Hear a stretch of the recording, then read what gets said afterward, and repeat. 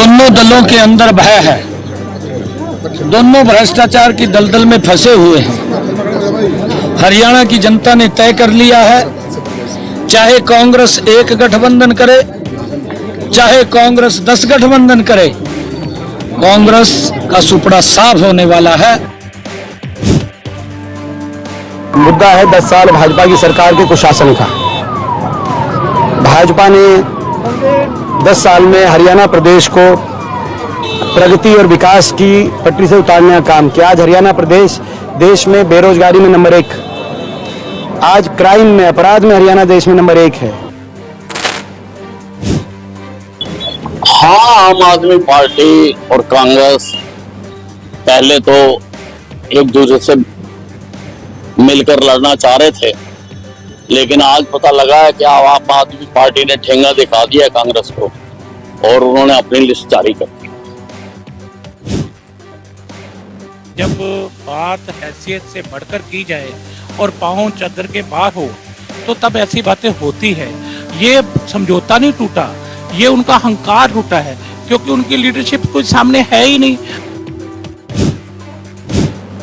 10 साल से हरियाणा में जो बीजेपी का कुशासन चल रहा है, जिस तरीके से वहां किसानों के साथ अन्याय हुआ, नौजवानों के साथ अन्याय हुआ, बेरोजगारी एक बहुत बड़ी समस्या है, उस कुशासन को कैसे हटाना है, ये हमारी प्राथमिकता है।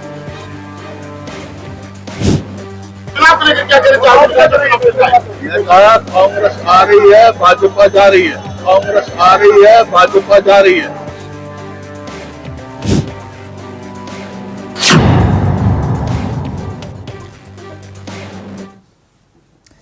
तो हो गया खेल, क्योंकि गठबंधन हो गया फेल। खेल हुआ और गठबंधन फेल हुआ। क्या वाकई गठबंधन की राह सारी खत्म हो चुकी है? गठबंधन के कयास और कयासों के बीच सियासी दांवपेच। एक तरफ आम आदमी पार्टी और दूसरी तरफ कांग्रेस। आखिर कितनी सीटें मांगी गई जिसको लेकर कांग्रेस तैयार नहीं? और क्या आम आदमी पार्टी जरूरत से ज्यादा सीटों की डिमांड कर रही थी, इसलिए बात नहीं बनी? और क्या वाकई सारे रास्ते अब बंद हो चुके हैं या फिर अभी भी उम्मीद बाकी है? यह बात हम क्यों कह रहे हैं? यह बात इसलिए क्योंकि पिक्चर अभी बाकी है। खबर यह भी है कि अभी भी गठबंधन को लेकर बातचीत का एक द्वार खुला है, क्योंकि नामांकन की आखिरी तारीख अभी बाकी है। लेकिन खबर क्या है वो समझिए। हरियाणा में कांग्रेस और आम आदमी पार्टी गठबंधन पर सहमति ना बनना एक नया सियासी पैगाम लेकर आया है। कांग्रेस से बात ना बनने पर आम आदमी पार्टी की लिस्ट जारी हो गई। कितने? 20 उम्मीदवारों की। और दिलचस्प बात यह है कि 20 में से 11 सीटों पर कांग्रेस और आम आदमी पार्टी आमने सामने है। पहले 3 लिस्ट जारी की थी कांग्रेस ने, लेकिन 5 चुनावी राज्यों में कांग्रेस के गठबंधन की तस्वीर देखें तो जम्मू कश्मीर में नेशनल कॉन्फ्रेंस, महाराष्ट्र में शिवसेना उद्धव ठाकरे वाली और साथ में एनसीपी, झारखंड में जेएमएम हेमंत सोरेन वाली, दिल्ली में आम आदमी पार्टी के साथ गठबंधन है लेकिन पंजाब में नहीं, हरियाणा में नहीं, बिहार में आरजेडी के साथ गठबंधन। ये वो राज्य हैं जहां पर चुनाव होने हैं, वहां पर गठबंधन की तस्वीर। लेकिन इसके इतर हरियाणा चुनाव का जिक्र करें तो कांग्रेस ने 3 लिस्ट जारी कर चुकी है। पहली लिस्ट में 31 प्रत्याशी थे, दूसरी लिस्ट में 1, और जबकि जब तीसरी लिस्ट आई तो 9 चेहरे प्रत्याशी के रूप में सामने आए। अब तक आंकड़ा देखें तो 41, हो सकता है कि कुछ ही घंटों के बाद यह आंकड़ा भी बढ़ जाए।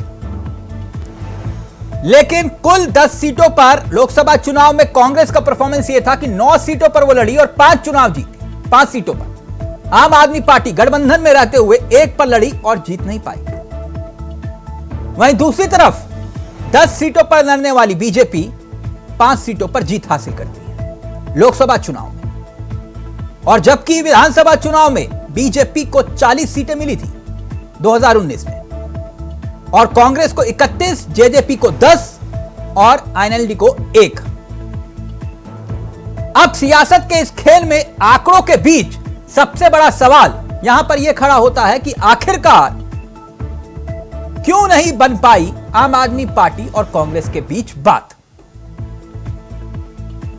गठबंधन टूटा या अभी भी उम्मीद बाकी? लोकसभा चुनाव के बाद खत्म हुआ क्या वाकई में इंडिया गठबंधन? इसमें आम आदमी पार्टी को हटाना पड़ेगा। आप या फिर कांग्रेस, किसका दिल छोटा और क्यों नहीं बनी बात? आखिरकार कौन जिम्मेदार? आज इसी पर करेंगे चर्चा। हमारे साथ जुड़ेंगे मेहमान, लेकिन पहले आपको सुनाते हैं कुछ राजनीतिक बयान और फिर सीधा रुख करेंगे अपने मेहमानों की तरफ। दोनों दलों के अंदर भय है, दोनों भ्रष्टाचार की दलदल में फंसे हुए हैं। हरियाणा की जनता ने तय कर लिया है, चाहे कांग्रेस एक गठबंधन करे, चाहे कांग्रेस 10 गठबंधन करे, कांग्रेस का सुपड़ा साफ होने वाला है। हरियाणा में भारतीय जनता पार्टी की सरकार तीसरे बार बड़े मैंडेट के साथ बन रही है। मुद्दा है 10 साल भाजपा की सरकार के कुशासन का। भाजपा ने 10 साल में हरियाणा प्रदेश को प्रगति और विकास की पटरी से उतारने का काम किया। आज हरियाणा प्रदेश देश में बेरोजगारी में नंबर 1, आज क्राइम में, अपराध में हरियाणा देश में नंबर 1 है। आज नशे में पंजाब से आगे बढ़ गया हरियाणा, ऐसी स्थिति बन गई हरियाणा की। हर वर्ग का अपमान करने में हरियाणा देश में नंबर 1 हरियाणा ने अपनी पहचान बनाई। किसानों को किस तरह किसान आंदोलन में 750 किसानों की जानें गई, किस तरीके से हमारी बेटियों को दिल्ली की सड़कों पर घसीटा गया, किस तरीके से कर्मचारियों पे लाठियां बरसी, सरपंचों पे लाठियां बरसी। जब बात हैसियत से बढ़कर की जाए और पांव चद्दर के बाहर हो तो तब ऐसी बातें होती है। ये समझौता नहीं टूटा, ये उनका अहंकार टूटा है, क्योंकि उनकी लीडरशिप कोई सामने है ही नहीं। राघव चड्ढा कुछ और बोलते हैं, वहाँ संजय सिंह कुछ और बोल रहे थे, और ये इनका सबका तालमेल ही आपस में नहीं है। और मुझे लगता है कि जिस तरीके से इनकी आपस में अलग अलग बयानबाजी है, और वही कारण है कि ये जो अहंकार उनका टूटा है। मुझे नहीं लगता कि हरियाणा में कोई आम आदमी पार्टी का कुछ बटने वाला है या बिकने वाला है। आम आदमी पार्टी जमानते जब्त हो। हमारा पहला फोकस ये है कि 10 साल से हरियाणा में जो बीजेपी का कुशासन चल रहा है, जिस तरीके से वहां किसानों के साथ अन्याय हुआ, नौजवानों के साथ अन्याय हुआ, बेरोजगारी एक बहुत बड़ी समस्या है, उस कुशासन को कैसे हटाना है, ये हमारी प्राथमिकता है और उसके लिए हम लोग काम करेंगे। अब आज तो 20 प्रत्याशियों की सूची आई है, अब जल्दी और सूचियां आएंगी आपके सामने, जल्दी आएंगी। मजबूती के साथ चुनाव लड़ेंगे और हमने 15 दिन में 45 रैलियां की हैं और सुनीता केजरीवाल जी, मनीष सिसोदिया जी, भगवंत मान जी, मैं स्वयं वहां पे, और हमारे जो वहां के लीडर हैं वो चाहे सुशील गुप्ता जी हों, बाकी लोग, सब लोग मेहनत से काम कर रहे हैं। और एक एक कार्यकर्ता हरियाणा का उसने बड़ी मेहनत की है पार्टी के लिए। इस चुनाव का उद्देश्य हरियाणा के अंदर व्यवस्था को बदलना है, हरियाणा की भ्रष्टाचारी सरकार को जड़ से उखाड़ के फेंकना है, हरियाणा की अहंकारी सरकार को जड़ से उखाड़ के फेंकना है।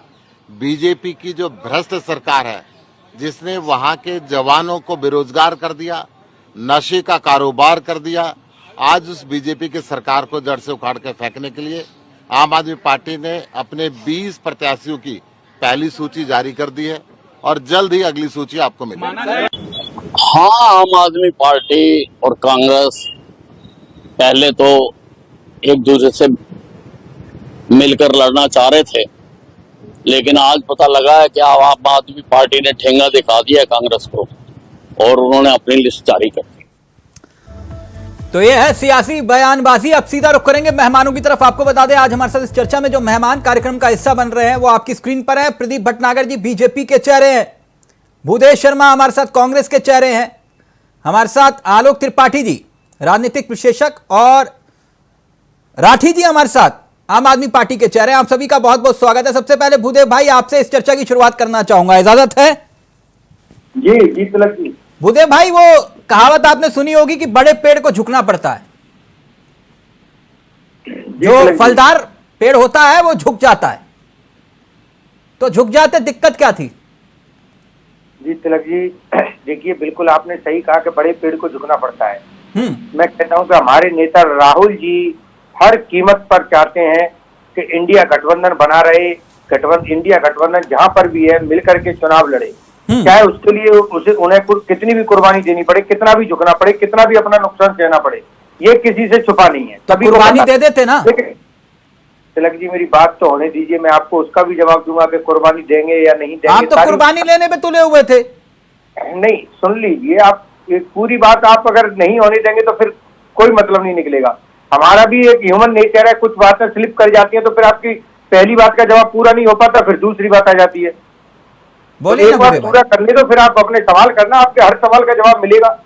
तो मैं बता रहा था कि जितने राहुल जी ये चाहते हैं कि हमेशा ही इंडिया गठबंधन मिलकर के चुनाव लड़े, चाहे उसके लिए उनको कितना भी नुकसान झेलना पड़े, लेकिन राजनीतिक पार्टियां अपना थोड़ा हित होता है, हो सकता है आम आदमी पार्टी का कुछ हित हो, कुछ हो सकता है हमारी पार्टी का कुछ हित हो, लेकिन आज सबसे बड़ी बात यह है कि वहां हरियाणा के अंदर माहौल क्या है, वहां का युवा क्या चाह रहा है। राहुल और केजरीवाल राजी तो कौन बना काजी?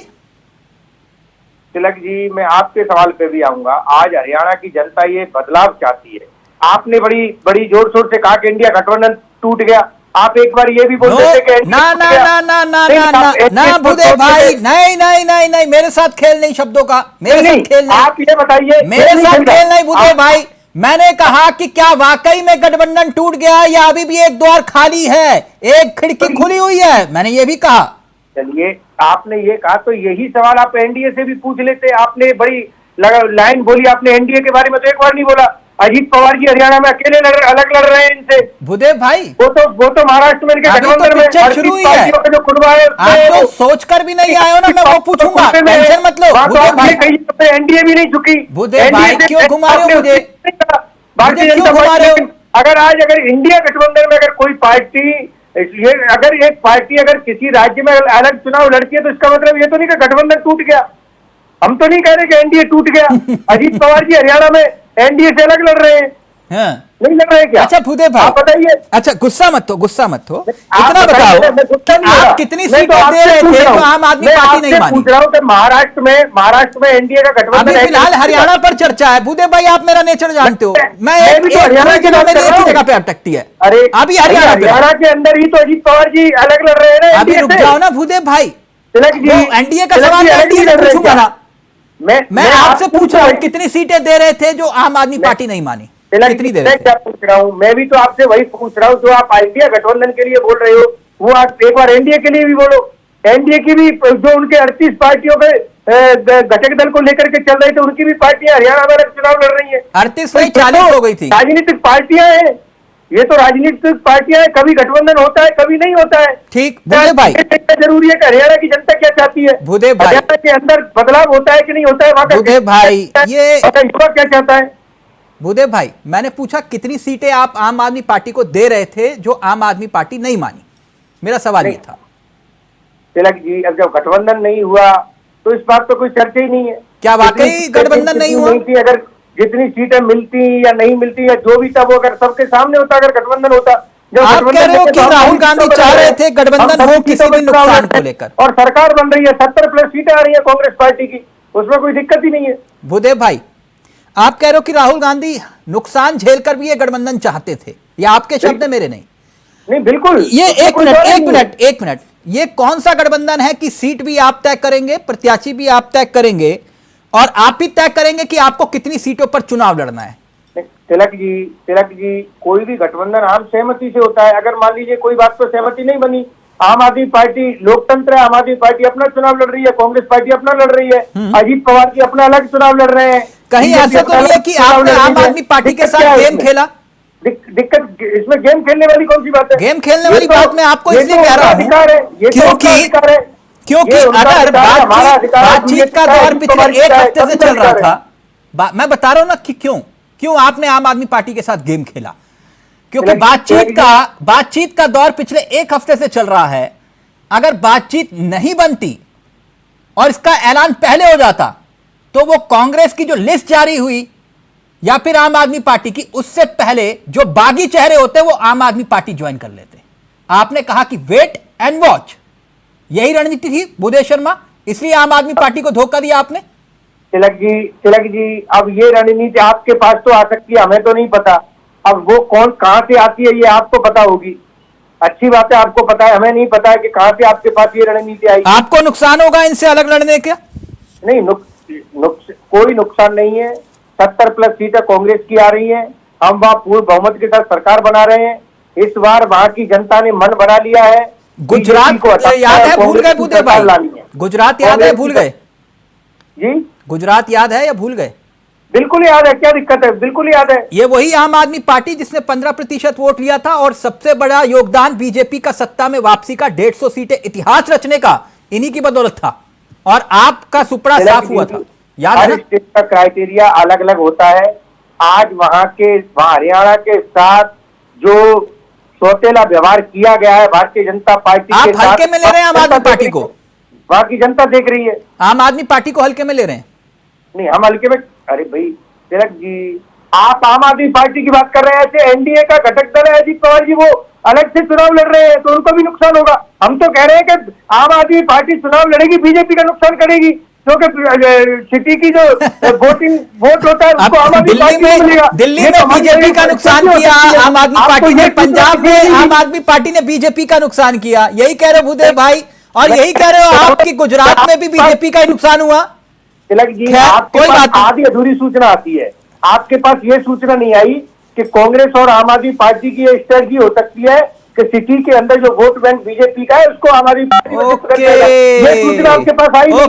आपके पास आधी अधूरी सूचना आती है। ओके, मेरे पास ये एक्सक्लूसिव जानकारी नहीं थी कि आम आदमी पार्टी इसलिए चुनाव लड़ रही है कि बीजेपी को नुकसान पहुंचे। वही तो मैं कह रहा हूं। ओके, आपके पास आधी अधूरी सूचना आती है, आम आदमी पार्टी अगर चुनाव लड़ेगी तो कांग्रेस को नुकसान होगा। राठी जी, ये क्यों गठबंधन फेल हुआ, क्या लगता है आपको?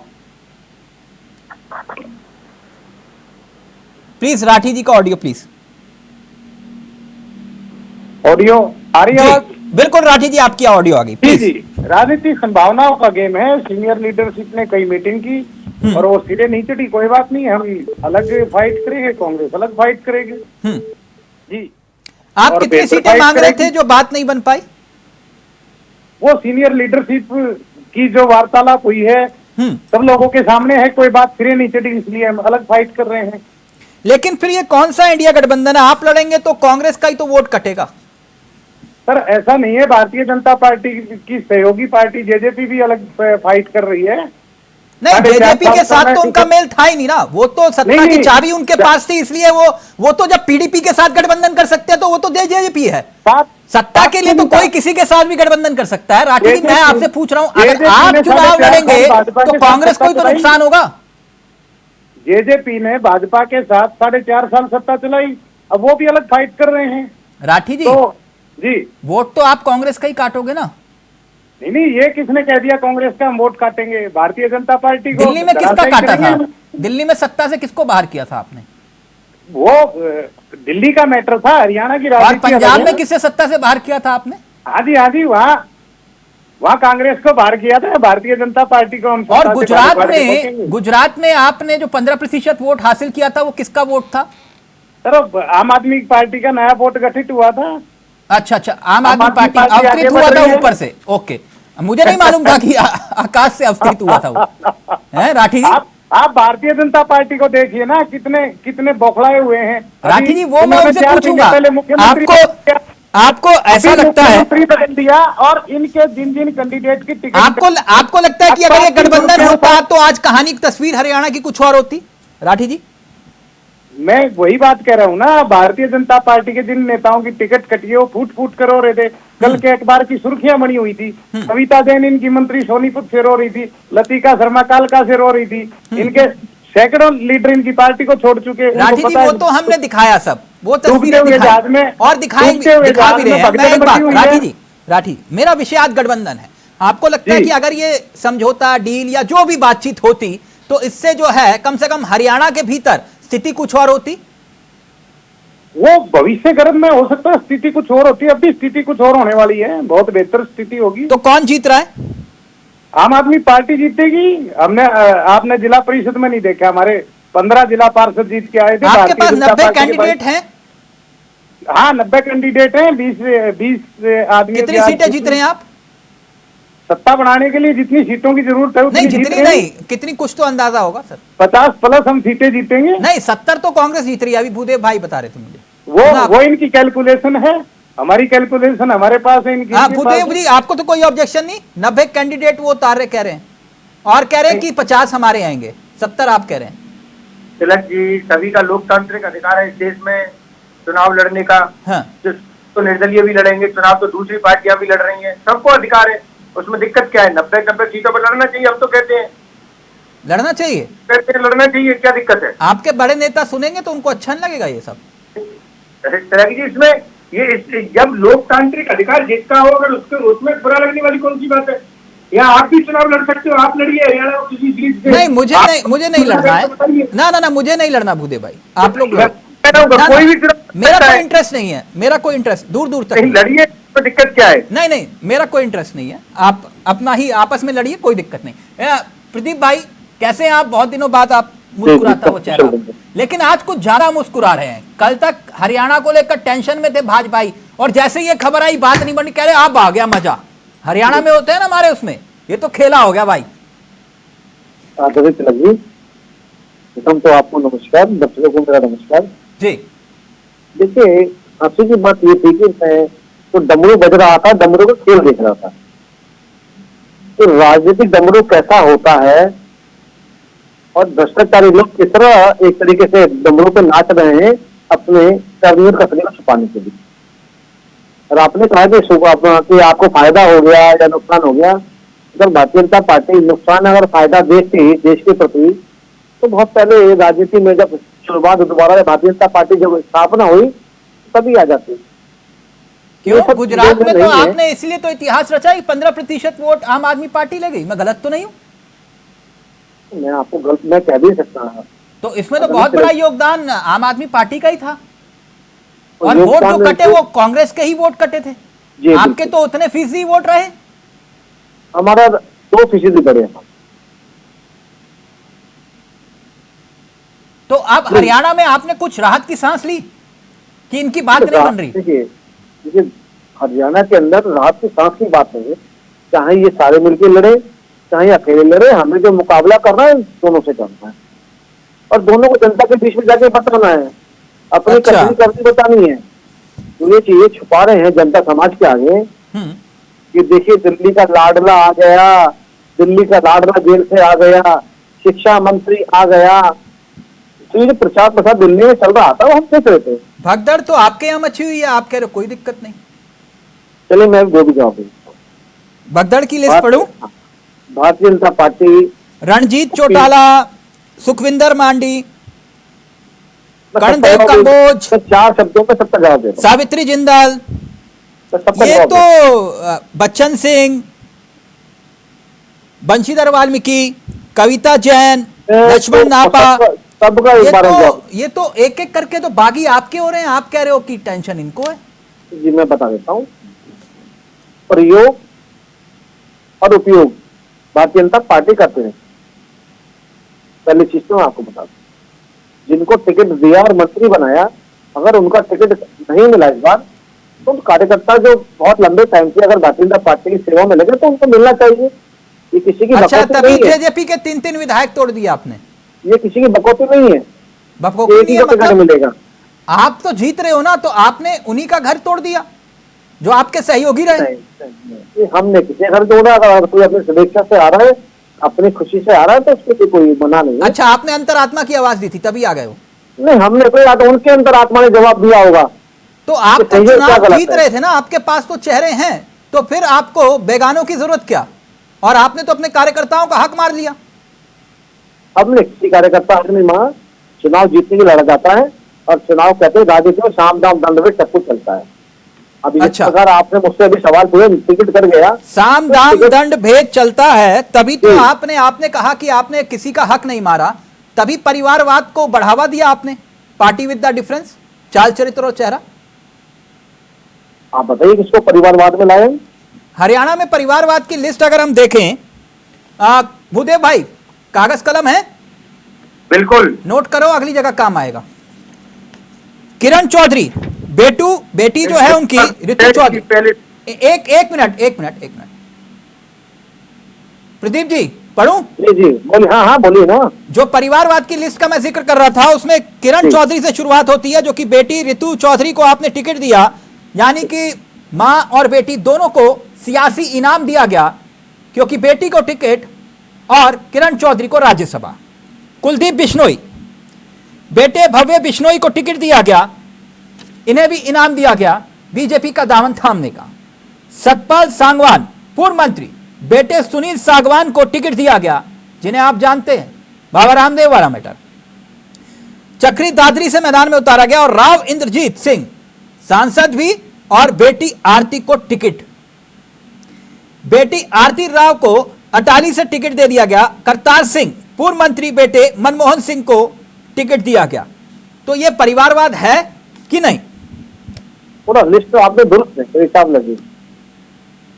थोड़ा सा आप ये बताते हैं, राव निर्जीत के बारे में बताया आपने, हमारे मंत्री की बेटिया को टिकट दिया, और बाकी आपने बताया कि जो पूर्व मंत्री और पूर्व एमएलए उनके बच्चों को टिकट दिया, आपने यही कहा ना परिवारवाद तो आप नहीं। ये मैं सुन लीजिए ना, आ रहा हूँ यार।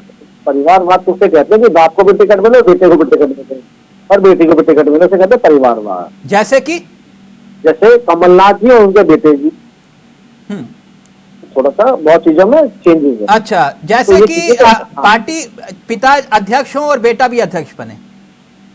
देखिए, ये समाजवादी पार्टी है। नहीं नहीं नहीं, ये आपके सहयोगियों में भी है। आप मुस्कुराइए मत, मैं बता देता हूं आपको। चिराग पासवान, जयंत चौधरी, अनुप्रिया पटेल, संजय निषाद, ओपी राजभर, ये परिवारवाद है कि नहीं? ये अपनी पार्टी के राष्ट्रीय अध्यक्ष है। अच्छा, ये राष्ट्रीय अध्यक्ष है, तो कैसे बने जयंत चौधरी राष्ट्रीय अध्यक्ष? मैं बता रहा हूँ। कौन सी प्रक्रिया थी वो? ये हमने नहीं बनाया, जनता ने बनाया। जनता ने अध्यक्ष बना दिया पार्टी का उनको। पूरा तो बात आपको अध्यक्ष बने ना, मुख्यमंत्री तो नहीं बने ना। अच्छा, मुख्यमंत्री नहीं बने। हाँ, तो ये परिवारवाद नहीं है। देखिए, परिवारवाद वाली बात तो ये, परिवारवाद तो उसे कहते हैं कि 2 बार मम्मी की बनी, फिर भैया जी डायरेक्ट टपक के आ गए, तो इन्होंने ऐसे नहीं परिवारवाद में आ गए। ठीक, तो ये 10 आप कह रहे हो कि आप जीत रहे हो हरियाणा। 10 सालों में मैं देख रहा था मैंने कि तो 4 आपको बोला सीटें नहीं बढ़ी अभी कुछ। मुख्यमंत्री ने। ऐसा भी कुछ बोला ही नहीं। चुनाव में जा रहे हैं, चुनाव लड़ेंगे। क्यों जीत नहीं रहे आप हरियाणा? मैंने कब ये बात कही? आप कह रहे हैं ये बात तो नहीं, मैं तो बोला ही पूछ रहा हूं नहीं आपसे, हरियाणा नहीं जीत रहे आप? चावला जी, मैंने बोला ही नहीं अभी। अच्छा, नहीं जीत रहे आप। आपको मैं तो शुभकामनाएं दूंगा आपको। आप जितने घोषणा कर रहे हो तो मैं शुभकामना देता हूँ आपको। मैं अच्छी तो बात पूछ है, रहा हूं आपने आपसे, बातें आप हरियाणा जीत रहे हो कि अच्छा नहीं? सोचा। आप चुनाव हरियाणा में जीत जा रहे हैं और चुनाव जीतने में लड़ा जाता है और चुनाव जीत के आएंगे, मगर आपने हमें जीता घोषित कर, तो शुभकामनाएं देता हूँ आपको। मैं तो आपसे पूछ रहा हूँ, चुनाव जीत रहे हो कि नहीं? मैंने कहा चुनाव में जाएंगे, जनता के बीच में जाएंगे, ठीक है। अपन जितने कार्यकर्ता हमारे कॉन्फिडेंस लो है मिलेगा। प्रदीप जी, कॉन्फिडेंस लो है। आप तो खुश होना पूरा चाहिए। आम आदमी confidence। पार्टी, नहीं, गांधी नहीं, जी के नहीं। घर में लड्डू भेजिए आप थोड़ा कदम आपके जो ना जो चल रहे थे थोड़े तेज बढ़ गए चावला जी, तो थोड़ा मैं उसको सीमित करना चाह रहा हूँ कि आपको मैं आपको शुभकामनाएं दूंगा कि आपने हमें आगे भेजे हैं। मैं तो इंडिया वॉइस का भी और आदरणीय चावला जी का भी शुभकामना चाहूंगा। चुनाव लड़ेंगे और जो तरीके से मजबूती से लड़ेंगे और विजय श्री से लड़ेंगे। आलोक जी, विजय श्री से लड़ेंगे, जीत के आएंगे। एक एक करके आलोक जी, क्या लग रहा है?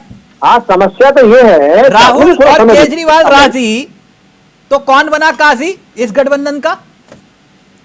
देखिए चावला जी, मुझे जो लग रहा है कि अगर राहुल गांधी या कह लीजिए कांग्रेस और आम आदमी पार्टी मिलकर चुनाव लड़ते तो हरियाणा में जरूर भाजपा के लिए दिक्कत होती। लेकिन आप अगर इतिहास देखिए तो आम आदमी पार्टी वहीं सफल हुई, यानी कि जहां जहां कांग्रेस थी, चाहे दिल्ली ले लीजिए चाहे पंजाब ले लीजिए। तो ये एक फार्मूला था, चूंकि जब इंडिया गठबंधन की बात हो रही थी लोकसभा चुनाव में तो एक देश की बात थी, लेकिन यहाँ तो हरियाणा की बात है। तो दोनों ही राष्ट्रीय पार्टियां हैं और उनको लग रहा है कि अपनी पार्टी का वजूद भी बनाए रखना है और राष्ट्रीय स्तर का जो है और कार्यकर्ता नेता है, और सीटों का अगर तालमेल ठीक हो जाता लेकिन हो नहीं पाया तो उससे कहीं ना कहीं भाजपा को वर्तमान दौर में आपको क्या लगता है आलोक जी, बात क्यों नहीं बनी?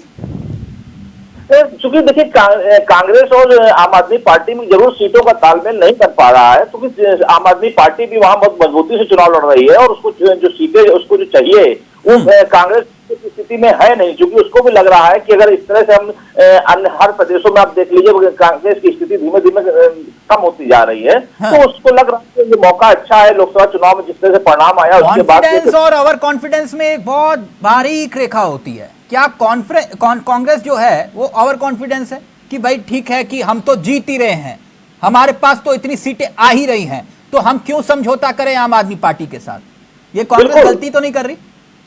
बिल्कुल, ये कांग्रेस को कॉन्फिडेंस है और उसको ये लग रहा है कि शायद मुझे आम आदमी पार्टी की आवश्यकता नहीं है, लेकिन यहाँ शायद उसको ये थोड़ा सा निर्णय गलत हो रहा है और ये चुनाव परिणाम के बाद उनको लगेगा कि ये निर्णय, जिस तरह से यूपी के अंदर मायावती को एहसास हुआ कि अगर शायद वो इंडिया गठबंधन से लड़ती तो शायद उनका भी कुछ स्थिति ठीक होती यूपी में, तो ये लग रहा है कि अगर वहां कांग्रेस और आम आदमी पार्टी मिलकर लड़ते तो भाजपा को टक्कर ठीक से देते, लेकिन दोनों अलग अलग लड़े। पूछ लीजिए पूर्व मुख्यमंत्री कुमारी मायावती जी ने को बोला था आगे, अफसोस जताया था कि गठबंधन में क्यों लड़ रहे, यहाँ से क्या बोल के चले जाते हैं आप लोग? वो आप मायावती के पता है आपको, मायावती के स्टैंड के बारे में आपको पता है? आधा दूर मेरे पता है आपको? नहीं प्रदीप जी, एक मिनट, मायावती लड़ती है इसका फायदा नहीं होता आपको? आपके तो नेता खुले तौर पर बोल चुके हैं कि अगर बहन जी अगर सक्रिय होकर चुनाव लड़ती तो नतीजे कुछ और होते। आपके नेता बोल चुके हैं ना। आपके अपने आंकड़े होते हैं चावला जी। नहीं आंकड़े होते हैं, बात पूरी करें ना, एक मिनट हमको बात पूरी करें। आलोक जी आ रहा हूं प्रदीप जी आपके पास, एक मिनट आलोक जी बोलिए। तो वही मैं कह रहा कि यूपी में जिस तरह से मायावती ने अलग निर्णय लिया और अलग चुनाव लड़ी, उसका नतीजा उनको भुगतना पड़ा, तो यही हाल वहाँ महाराष्ट्र हरियाणा में कांग्रेस और आम आदमी पार्टी का है। यही कारण है कि अगर दोनों मिलकर लड़ेंगे तो भारतीय जनता पार्टी के लिए वहां मजबूत जो स्थिति बन दिख रही है वर्तमान दौर में अलग अलग होने के बाद, वो थोड़ा सा दिक्कत होती है। लेकिन जो निर्णय आ रहा है, जो चीजों का तालमेल नहीं बैठ पा रहा है, जो एक अपना वर्चस्व है कि मुझे लग रहा है कि कांग्रेस हम पूर्ण बहुमत में स्वयं अकेले दम पे आ जाएंगे, यही स्थिति आम आदमी पार्टी को लग रही है, तो उससे दोनों ही दल वहां पे कमजोर होंगे और भारतीय जनता पार्टी वहां पे मुझे जो लग रहा है कि अच्छी सीटों को ले जाएगी। यानी सियासी फायदा बीजेपी का है, आप ये कह रहे हैं? ठीक, भूदेव भाई पहले आप, फिर राठी जी और प्रदीप जी आपके पास आऊंगा। प्रदीप जी की मुस्कुराहट देखी, उन्होंने कहा कि ये तो भैया अब खेला होगा, कल तक तो दिखाई दे रहा था मामला कुछ और, आप यहाँ पर कुछ और। देखिए चावला जी, दोनों पार्टियों में एक दूसरे को नीचा दिखाने का काम चलता है। एक मिनट, भारतीय जनता पार्टी को नहीं दिखा रही है, एक मिनट, वो कह रहे हैं दूसरे को नीचा दिखा रहे हैं। आम आदमी पार्टी अगर इतनी मजबूत चुनाव लड़ने वाली है तो अब तक जारी कर पाई, और कांग्रेस बैसाखी में जो घूम रही है वो हरियाणा में बैसाखी क्या? आप अगर 40 गठबंधन के सहयोगी हो तो अब आपको बैसाखी नहीं दिखाई देती, उनकी बैसाखी आपको दिखाई दे रही है, उनके 28 सहयोगी हैं। बोल देता हूँ भूदेव जी, विधानसभा के अंदर और लोकसभा में जिस प्रकार से देखा कि झूठ बोल के न बेचारे क्या मेरे सहयोगी पीसीआर सहयोगी भूदेव जी का ऑडियो उठाएंगे? नहीं, प्रियांशी जी का बोलिए भूदेव जी। ऑडियो रोको। देखिए तिलक जी, मेरा सवाल था, आपने नहीं पूछा भटनागर जी से कि एनडीए के सहयोगी दल हरियाणा में अलग चुनाव क्यों लड़ रहे हैं एनडीए से, लेकिन आप ये मैं बता देता हूँ, शरद पवार की पार्टी लड़ रही है, ताकि अजीत पवार को थोड़ा सा दुरुस्त कर लीजिए, देख लीजिए तो पता लग जाएगा आपको। और उनका एक जो है, उनका एक बड़ा मेंबर जो अध्यक्ष या उपाध्यक्ष था, वो अभी कांग्रेस पार्टी ज्वाइन करी है, वही बता देता हूँ। एक मिनट, चुनाव से पहले का अलायंस और चुनाव के बाद का अलायंस, इसमें फर्क होता है? काबिल प्रवक्ता हूं, इससे सवाल पूछ रहा हूँ। तिलक जी, मेरे को जवाब कहाँ देने दे रहे हैं? भटनागर जी की तो आदत हो गई है, कभी आलोक जी के बीच में बोलेंगे, कभी हम भी सुन रहे हैं, आप भी सुनिए। नहीं, आप जवाब पूछे थे ना, मैं जवाब पूछे। तिलक जी, क्या सवाल था आपका? आपने कहा कि इनके गठबंधन की भी बात कर लो, तो ये गठबंधन चुनाव से पहले का और बाद का कुछ, इसका कुछ मतलब होता है? नहीं, क्यों नहीं होता, बिल्कुल। मैं वही पूछ रहा था। जेजेपी के साथ उनका गठबंधन रहा नहीं, वैसे गठबंधन रहा चुनाव के बाद। एनडीए गठबंधन नहीं, एनडीए में नहीं है उनका दल, घटक दल नहीं है क्या? जेजेपी, आप मुझे क्या बताइए? जेजेपी मुझे, हाँ बिल्कुल जेजेपी। आज पढ़ के नहीं आए हो क्या? तिलक जी, मैं किसकी बात कर रहा हूँ, आप किसकी बात कर रहे हो? मैं जेजेपी की बात कर रहा हूँ। नहीं, मैं जेजेपी की बात नहीं कर रहा हूँ। अच्छा, जेजेपी की नहीं कर रहा हूँ, आप बात रखिए प्लीज, कंटिन्यू। मैं शरद पवार जी की बात कर रहा हूँ। मैं आज हरियाणा पे चर्चा कर रहा हूँ, आज शरद पवार पे कहाँ जा रहे हो? हरियाणा में अलग, उनकी पार्टी अलग चुनाव लड़ रही है। अरे शरद पवार भैया, एनडीए क्या है? एनडीए गठबंधन खाती है आपसे, मैं जवाब क्यों नहीं पूछते? तिलक जी, आपकी आवाज एक बार क्लियर करो, फिर मुझे आपका सवाल पूछिए। भूदेव भाई, वो प्रदीप जी कह रहे हैं कि अब तो मौज ही मौज हो गई हमारी, ये आपस में ही कह रहे हैं, एक दूसरे से भिड़ रहे हैं, हमसे क्या लड़ेंगे? तिलक जी, अभी आपने भटनागर जी से पूछा कि आपकी सरकार बन रही है, उन्होंने बता दिया कि उन्होंने तो कहा नहीं कि सरकार बन रही है। हम तो बड़े कॉन्फिडेंस के साथ कह रहे हैं, वो इसलिए कह रहे हैं कि वहाँ की जनता चाहती है, वहाँ का युवा चाहता है, वहाँ के खिलाड़ी चाहते हैं, वहाँ का किसान चाहता है। 750 से अधिक किसानों की मृत्यु हो गई देश की राजधानी की सीमा पर। वो हरियाणा के किसान थे जिनको खालिस्तानी बोला गया, वो हरियाणा के खिलाड़ी थे जिनको देशद्रोही बोला गया। आज हरियाणा पूरे देश के अंदर बेरोजगारी में सबसे प्रथम नंबर पे है। तो ये कौन देख रहा है? ये वहाँ की जनता बोल रही है। गठबंधन क्यों नहीं हुआ? तिलक जी, मैं भी न्यूज देखता हूँ और मुझे लगता है आप भी देखते होंगे, भटनागर जी भी देखते होंगे।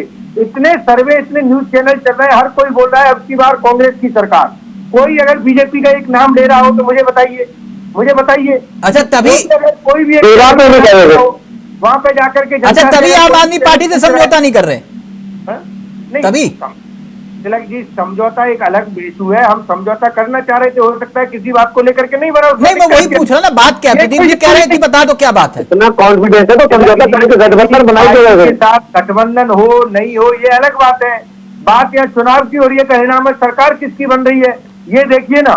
मैं अभी कॉन्फिडेंस के साथ बोल रहा हूँ कि 70+ सीटें आ रही है हरियाणा में, हमारी सरकार बन रही है। राहुल जी चैनल पे बैठेंगे, आपके चैनल पे बैठेंगे। आप ये 400 पार बोलते थे, मैंने कहा था कि 400 पार। राहुल जी तो कह रहे हैं कांग्रेस के राहुल जी कह रहे हैं कि हरियाणा में आपकी बार 100 पार, आप कह रहे 70।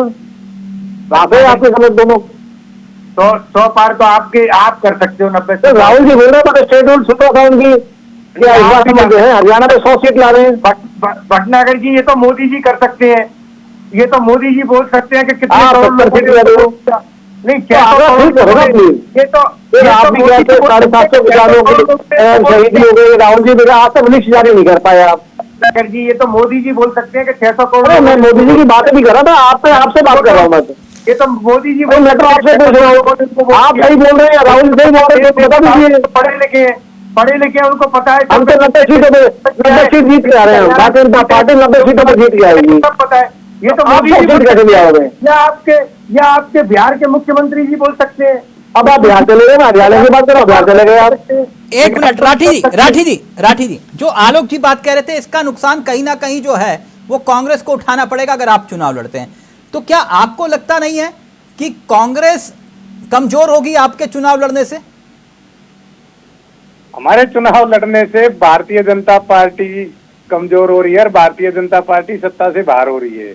क्योंकि भारतीय जनता पार्टी ने जो काम किए, जो इन्होंने कारनामे किए, वो जनता को पता है। इन्होंने हरियाणा प्रदेश को हड़ताल प्रदेश बना के छोड़ दिया है। इनके राज में एक हफ्ते से आपकी बातचीत हो रही थी, लेकिन बातचीत बनी क्यों नहीं? आपको लगता है कांग्रेस को बड़ा दिन दिखाना चाहिए था बड़े भाई की तरह? बातचीत सिरे नहीं चढ़ी तो ही तो अलग अलग इलेक्शन में उतरे हैं। हमारा मुद्दा है भारतीय जनता पार्टी को सत्ता से बाहर धकेलना। आप 7 सीटों पर ही क्यों अड़े थे? क्यों धकेलना? ये मीडिया की चर्चाएं, ठीक है, हम 7 सीटों पर अड़े। तो फिर कितने पे अड़े थे आप? हमारा दावा ज्यादा सीटों पे था। कितने? ये सीनियर लीडरशिप को पता है। नहीं तो आप भी तो बता रहे थे ना। हाँ, हम ज्यादा सीट मांग रहे थे। कितनी मांग रहे थे? अब हम वो सीनियर लीडरशिप को पता है हमारी को। नहीं तो आपको पता होगा कितनी, 12, 15, 20 कितनी? तभी तो बात नहीं बनी, आप हैसियत से ज्यादा मांग रहे थे। हम 90 सीटों पर फाइट कर रहे हैं जी। और 90 प्रत्याशी हैं आपके पास, ईमानदारी से है जी? 90 प्रत्याशी हैं आपके पास। आज आपने खबर देखी, 20 तो हमने डिक्लेयर कर दिए। नहीं, 20 तो डिक्लेयर कर दिए, लेकिन 90 हैं। 90 और 20 में 70 का आंकड़ा अभी बाकी है ना। कोई बात नहीं, 1-2 दिन में वो लिस्ट भी आ जाएगी। तो 2 दिन में 15 तारीख तक आ जाएंगे। 2 दिन में 90 प्रत्याशी कैसे? अब भी हैं 90 तो, ना तो भाजपा ने डिक्लेयर किए, ना कांग्रेस ने किए, ना जेजेपी ने किए। इनकी भी लिस्ट आ रही, हमारी जारी भी कर दिए, अभी लिस्ट आ जाएगी। भाजपा के किलकी मार के रोते हुए भी देखे हमने, आपने भी देखे होंगे अखबार की। कार्यकर्ता तो पहले आपने हरियाणा प्रदेश को रुलाया, आपने कलरकों को रुलाया, पटवारियों को रुलाया, सरपंचों को रुलाया, किसानों को रुलाया। अब आपके कैंडिडेट रो रहे हैं। आपने पूरा हरियाणा को रुलाया। आपने तो हरियाणा में किसानों को पानी दे रहे, सारे यूरिया लगा के आपने कैंसर के मरीज बना दिए। आपने आम आदमी में डॉक्टर क्लिनिक में डॉक्टर नहीं है। ये दिल्ली की सरकार है जिन्हें किसानों को इंटरनेट चलाए, किसानों को सरकारी पैसा है, सरकारी आंदोलन में लगा रखा है, किसानी आंदोलन में। आपको बिजली काटती थी टिकैत साहब की, जब सिसोदिया जी ने जाके वहां जनरेटर किसनों से बात कर रहे हैं? बीच में किसान बॉर्डर पे बैठे रहे, सीट कैसे आएंगी? 700 किसान शहीद हो गए, आप तो एक मौन प्रस्ताव आपके पास लिस्ट है तो 10 नाम बताइए मुझे। लिस्ट है आपके पास? कांग्रेस भी बोल रही है झूठ, 750 किसान, आप भी बैठे हो हमारे पास आज तक तो आप लोग मिनिस्ट्री दी, राहुल गांधी बोल रहे मिनिस्ट्री दे पाए, टिकट भी नहीं दे पाए आज तक। हमारे पास 700 किसान शहीद हुए, हमारे पास लिस्ट है, हमारे पास लिस्ट है, 36 पेपर आपने लिख हमारे पास लिस्ट है। सरपंच तक हड़ताल पर बैठे हैं आपके राज्य में, कौन सी लिस्ट की बात कर रहे हैं आप? यहाँ कलर हड़ताल पर थे, हरियाणा में चुनाव लड़ना क्यों चाहते हैं? आशा वर्कर हड़ताल पर थे, हरियाणा में चुनाव लड़ना क्यों चाहते हैं? आप क्यों लड़ना चाहते हैं? हम तो लड़ते हैं। हरियाणा में क्यों लड़ना चाहते हैं आप? चुनाव क्यों लड़ना चाहते हैं? हरियाणा में सत्ता बनाएंगे दिल्ली की तरफ शराब माफिया पैदा करने के लिए, जैसे दिल्ली में बनाई पहले आपके आपके मुख्यमंत्री ने शराब बेचने रोड पे निकल गए, तो हरियाणा वही काम कर रहा है आपको है जी? हरियाणा में शराब माफिया बनना है। आलोक जी एक मिनट विषय से भटक रहे हैं, आलोक जी ये राजनीतिक तूतू में तो होती रहेगी, गठबंधन को लेकर तमाम की बात एक मिनट प्रदीप जी, एक मिनट हरियाणा जाकर कैसे बताएंगे कि मेरा मुख्यमंत्री जेल में है और किस बात की सजा मिल रही है, तो ये जनता को बताओ ना हरियाणा में जाकर। प्रदीप जी वो अपना जेल से सरकार चला रहे हैं, आपको क्या दिक्कत है? चलाने दो। ये अहंकारी सरकार है, जो आदमी इनके खिलाफ बोलता है उसको उठा के जेल में राठी जी प्लीज एक मिनट, बनी हुई भारतीय जनता पार्टी। राठी जी क्यों गुस्सा हो रहे हो? एक मिनट आलोक जी, सिसोदिया 17 महीने जेल में रखे, क्या मिला? आलोक जी क्या मिला आपको? हर सप्ताह साइन करना जाना पड़ता थाने में उनको, पता आपको? हर सप्ताह थाने में साइन करना जाना पड़ता है, तो ये बरी नहीं हो गए। ये तो तुम्हारी सरकार है कि ऑडियो नीचे अभी एक मिनट। आलोक जी ये सियासी तूतू में तो चलती रहेगी जो चल रही है गठबंधन को लेकर, किसे फायदा किसे नुकसान। भूदेव जी भले ही कह रहे हैं कि हाँ ठीक है कोई दिक्कत नहीं, कोई टेंशन नहीं, तमाम सर्वे कह रहे हैं कि भैया 70 सीटें आ रही हैं, 60 आ रही है, 50 आ रही है, जितनी मन की मौज है, हर नेता अपने अपने दावे कर रहा है। लेकिन हकीकत यह है कि आम आदमी पार्टी भी जानती है, बीजेपी भी जानती है और कांग्रेस भी, कि आम आदमी पार्टी किसका वोट काटेगी। लेकिन पिक्चर का एक दूसरा पहलू भी है, ओबीसी 30% के आसपास है, यानी कि जो जाट बहुल क्षेत्र कहा जाता है हरियाणा की सियासत को प्रभावित करने वाला, वो 22% है।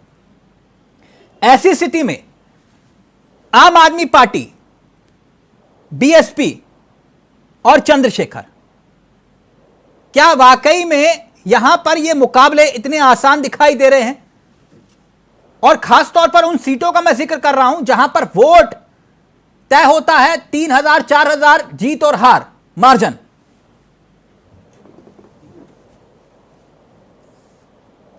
आलोक जी जी भाटी जी, देखिए हरियाणा का चुनाव इतना आसान चुनाव नहीं है। जिस तरह से वहां की रणनीति, जिस तरह से पिछले कुछ वर्षों में जो आंदोलन हुए अलग अलग तरह के, तो ये सब चीजों को लेकर के कहीं ना कहीं लोगों में एक आक्रोश, एक विरोध था। लेकिन जब लग रहा था कि भारतीय जनता पार्टी जब लड़ेगी और उसके साथ में उसका जो विरोध होगा, जो विपक्ष में जो लड़ रहे हैं कांग्रेस और आम आदमी पार्टी, क्योंकि देखिए चाहे आप दिल्ली में, फिर वही बात कह रहा हूँ कि दिल्ली के बाद पंजाब, दोनों जगह देखिए अगर कांग्रेस का विकल्प बनी तो आम आदमी पार्टी बनी, यानी कि जो कांग्रेस का वोट बैंक था वो आम आदमी पार्टी में शिफ्ट हो रहा था। तो अगर जब हरियाणा में चुनाव होगा और आम आदमी पार्टी और कांग्रेस अलग अलग लड़ेंगे, क्योंकि अगर एक साथ लड़ते तो दोनों का जो वोट बैंक है जो शिफ्ट होने वाला था वो एक होता, तो कहीं ना कहीं चीजें भाजपा के लिए नुकसानदेह साबित होती। लेकिन जब दोनों अलग लड़ेंगे तो दोनों का वोट बैंक जो बट जाएगा तो और उसका बेनिफिट भारतीय जनता पार्टी को मिलेगा। लेकिन जिस तरह से पिछले कुछ समय से या कह लीजिए लोकसभा चुनाव से जिस तरह से जनगणना को लेकर के कि हो रहा माहौल बन रहा था, तो ये जो आपने कहा कि इतने प्रतिशत वाला मामला, तो उसका भी बहुत बड़ा रोल हरियाणा के चुनाव में देखने को मिलेगा। अब वो जो वोट बैंक है वो भारतीय जनता पार्टी कितना अपने पास रोक पाएगी, या चंद्रशेखर आजाद, मायावती या आम आदमी पार्टी, कांग्रेस, वो कितना वोट बैंक वो अपने पास ओबीसी का ले जाएंगे, ये बहुत बड़ा फैक्टर होगा इस विधानसभा चुनाव में जीत और हार का तय करने के लिए। इत्तेफाक रखते हैं भूदेव भाई? वो ये कह रहे हैं कि खतरे को देखकर भी आप जो हैं आंखें मीच रहे हैं और कुछ नहीं है, जितनी बात में समझ पाया उनकी। आलोक जी, मैंने पहले भी कहा कि हरियाणा की जनता अपना मन बना चुकी है।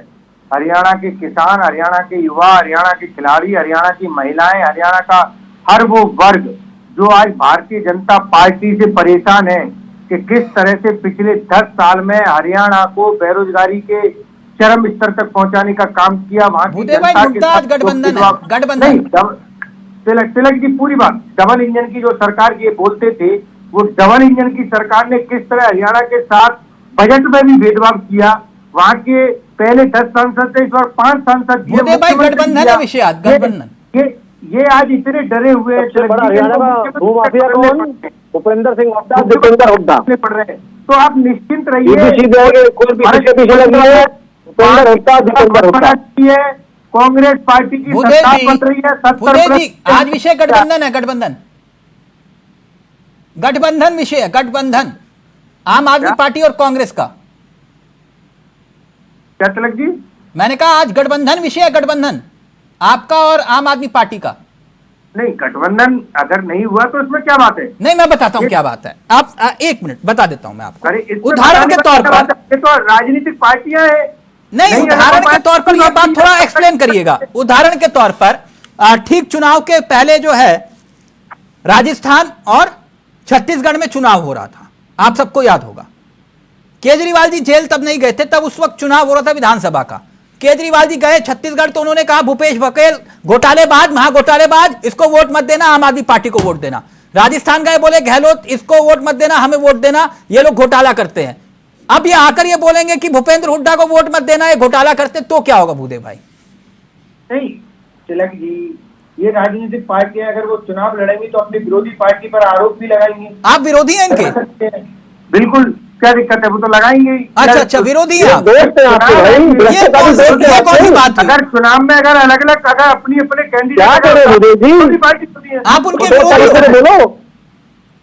अरे भाई बोलो, ये दोस्त है आपके भाई, आप भ्रष्टाचारी भाई है, भ्रष्टाचारी भाई, आप तो दोनों दोस्त, आप एक दूसरे के बारे में भ्रष्टाचारी तो मोदी जी से बड़ा कोई भ्रष्टाचारी नहीं है। तो बता दो आप भ्रष्टाचार के विषय में।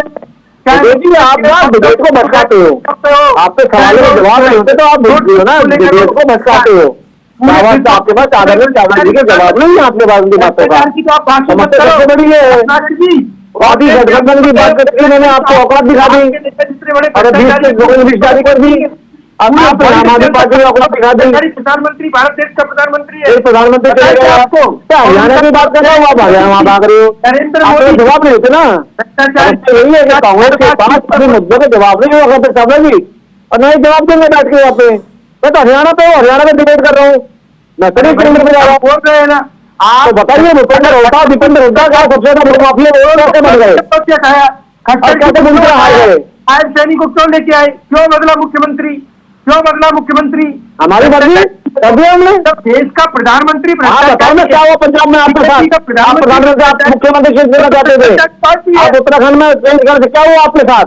अरे उदाहरण देने पहले अपने गिरबान में देख लिया करो भैया कि आप कितने साफ सुथरे हो।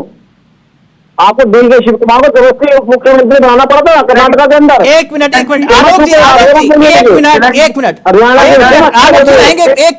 आलोक जी, ये सुना आपने? वो ये कह रहे हैं कि भैया दिल्ली के बॉर्डर से और हरियाणा के बॉर्डर तक हमारी दोस्ती है, और हरियाणा के बॉर्डर के अंदर एंट्री करोगे तो फिर हम जानी दुश्मन है, ठीक? और वो कह रहे हैं कि पंजाब में आओगे तो फिर तलवारें खिंच जाएंगी, हम जानी दुश्मन है, लेकिन हाँ दिल्ली में रहोगे तो हम दोस्त हैं पक्के। ये समझ में नहीं आया कुछ मामला। ये समझ में तिलक जी इसलिए नहीं आ रहा है क्योंकि ये राजनीतिक महत्वाकांक्षा है। हमारे पास दो लोग महत्वाकांक्षा है, एक तो भाजपा को हराना भी है, दूसरा हमको अपना जो पार्टी है, अपना जो वजूद है, नेता है, विधायक ऐसा ही है ना राठी जी, जो बात आलोक जी कह रहे हैं, वो कह रहे हैं राजनीतिक महत्वाकांक्षा आप लोगों की।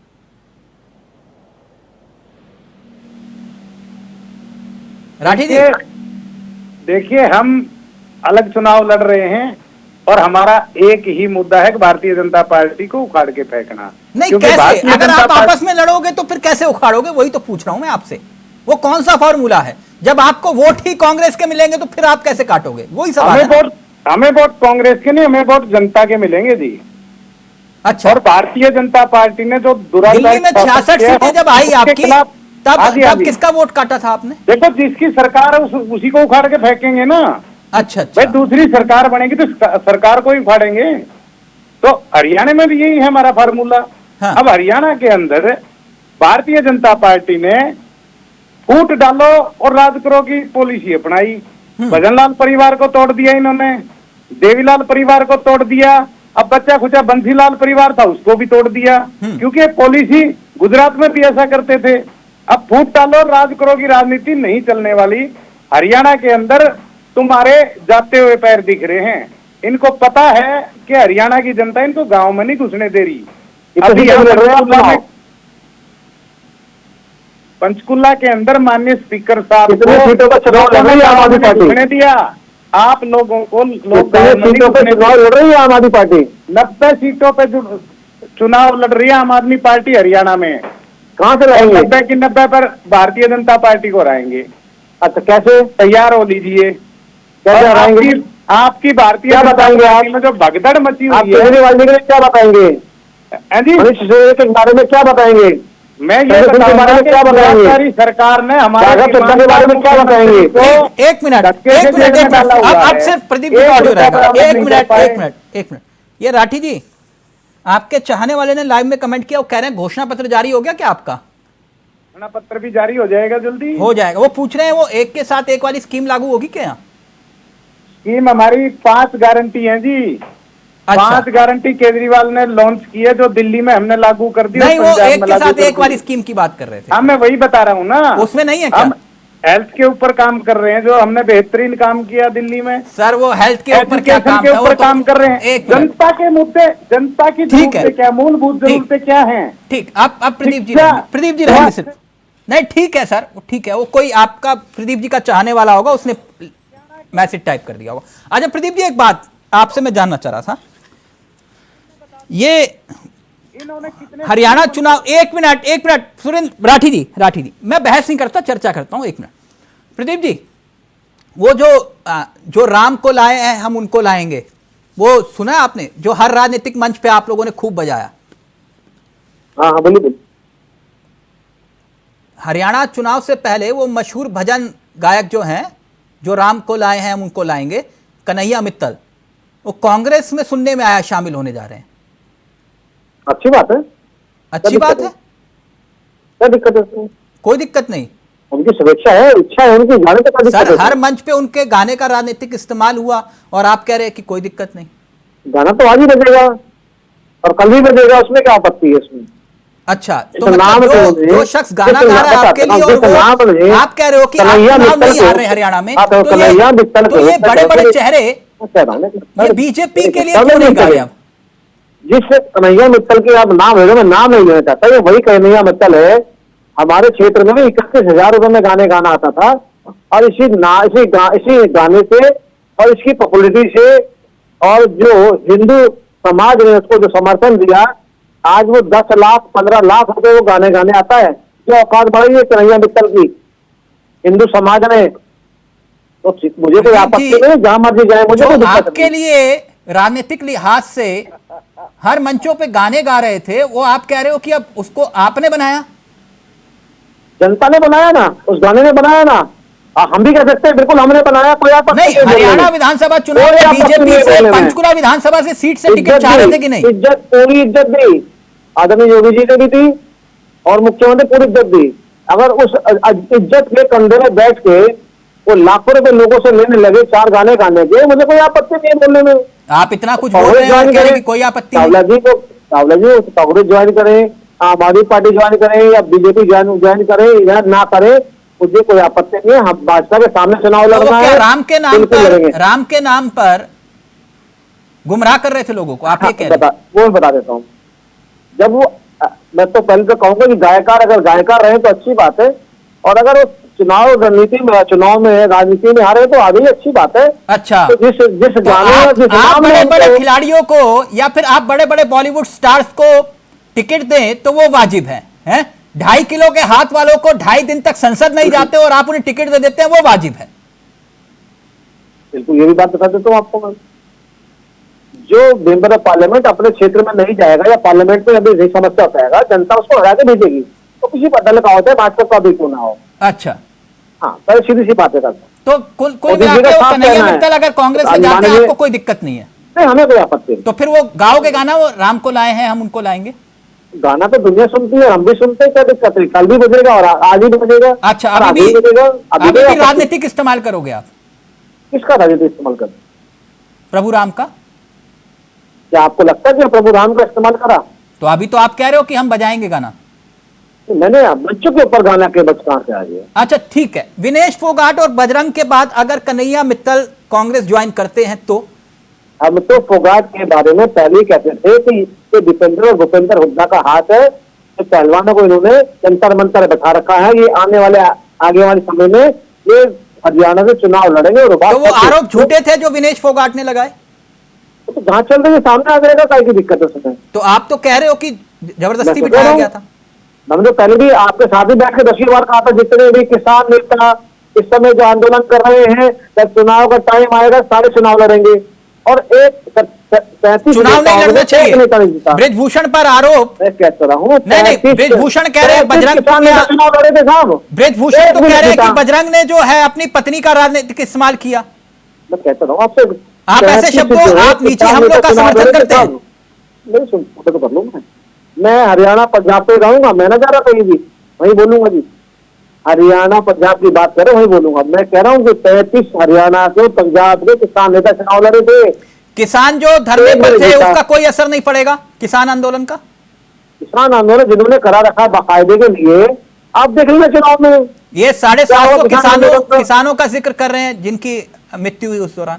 लिस्ट पूछ लो कितने की इनके पास है, नाम 10-20 नाम पूछ लीजिए, आके मेरे साथ बैठ के डिबेट कर दो। आपके पास नहीं है लिस्ट? बड़ी दुर्भाग्यपूर्ण बात है। आपके पास कोई लिस्ट नहीं है? बताओ ना बहुत भाजपा के प्रवक्ता को। ये सबसे बड़ी समस्या तो यही है, एक यहाँ 800 बोलेगा, 700 बोलेगा, 750 बोलेगा। अच्छा, कितने किसान थे? कितने किसान थे किसान की बात है। जितने किसान जो है शहीद नहीं हुए बीमारी के कारण, तो इन्होंने जबरदस्ती शराब पिलाई, जो भी इन्होंने वहां पे करा ठंड के कारण जिनका देहांत हुआ, वो शर्मनाक है। अच्छा, मगर आप शहीद जवान हो, किसान थे कि नहीं हो? ये तो यही बताइए, किसान थे कौन थे? अच्छा ठीक है प्रदीप जी, अच्छा चलिए चलते एक बात, आपको पता नहीं हरियाणा का किसान थे। चलते एक बात प्रदीप जी, एक मिनट प्रदीप जी, आपके नेता जैसे बोलते हैं अब की बार इतने पार, अब की बार इतने पार। पिछले 5-6 दिन से मैं लगातार हरियाणा चुनाव को लेकर चर्चा कर रहा हूं, कोई बीजेपी नेता बता नहीं रहा। जैसे आप लोग कहते हैं ना, अब की बार 400 पार, अब की बार 100 पार, अब की बार 200 पार, तो हरियाणा में अब की बार कितने पार? देखिए, अब की बार और नैया पार जो भी आएगी वो जनता बताएगी, और जो हमारा शीर्ष नेतृत्व नारा देगा, क्यों नहीं बता रहे बुलंद हम करेंगे। मैं नहीं, देखिए जो शीर्ष नेतृत्व नारा देगा वो 90 पार का है, 70 पार का है। 90 पार कैसे कर लो? 90 तो सीटें हैं। जब राहुल जी 100 कर सकते तो मैं 90 नहीं कर सकता। नहीं तो आप 90 पार कर लोगे। अब की बार जमुना पार, ये नारा आने वाला है। अब की बार वो तो मुझे पता है। चलिए, थैंक यू। तैयार पार, ये भाजपा के प्रवक्ता विनेश, आपकी बार आम आदमी पार्टी तैयार पार महोदय सुनना सीखिए। विनेश फोगाट के बारे में कहा कि दीपेंद्र हुड्डा राजनीतिक सामने आ रही है। चलिए अब देखते हैं आगे होता है क्या, लेकिन गठबंधन को लेकर जो कयास लगाए जा रहे थे फिलहाल उस पर विराम लगा है। आम आदमी पार्टी और कांग्रेस के गठबंधन पर फिलहाल विराम लगा। थैंक यू सो मच आलोक जी आपका, प्रदीप जी आपका, भूदेव भाई आपका और राठी जी आपका भी। तो अभी देखिए आगे होता है क्या वाकई खेल हो गया और गठबंधन फेल हो गया या अभी पिक्चर बाकी है। नमस्कार, जय हिंद, जय भारत।